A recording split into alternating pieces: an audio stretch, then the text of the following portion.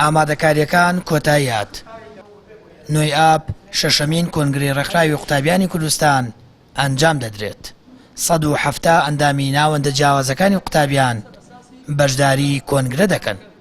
دیار ئێمە وەکو ڕێکخراوی قوتابیانی کوردستان بەیانی کە بەرواری یەکی محەڕەمی ساڵی 1440 کۆچیە بەرامبەر بە 9 2021 زاینی کۆنگرەی شەشەمی خۆمان دەبەستین لە شاری هەڵەبجە و بە بەشداری نزیکەی 170 ئەندام لە سەرجەم شارەکانی کوردستان لە سەرجەم ناوەندەکانی ڕێکخراوی قوتابیانی کوردستان.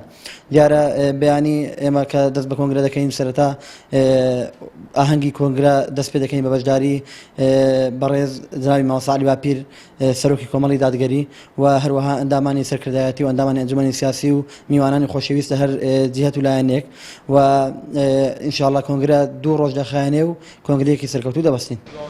ئەم ساڵ کۆنگرەی شەشەمی قوتابیان لە شاری هەڵەبجەی شەهید بەڕێوە دەچێت.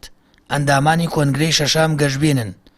کۆنگرە بێتە مایەی نوێبوونەوە لە مەیدانی خزمەتکردنی توێژی قوتابیان بەگشتی بمێنێتەوە.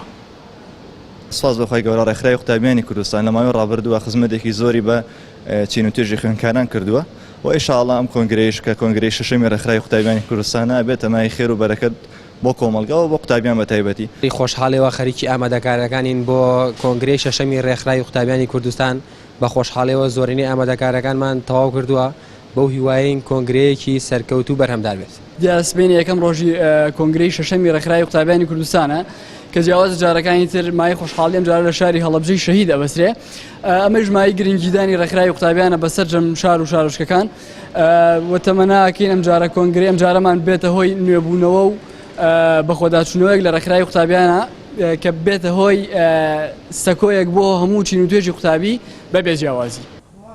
بڕیارە نوێیاب لە دەستپێکی کارەکانی کۆنگرە مامۆستا عەلی باپیر سەرۆکی کۆمەڵی دادگەری وتەیەک پێشکەش بکات. دواتر کارەکانی کۆنگرە دەست پێ دەکات و استراتیژی و بەرنامە و پەیڕە و پرۆگرامی 4 ساڵی ئایندەی ڕێکخراوی قوتابیان گفتوگۆی لەسەر دەکرێت.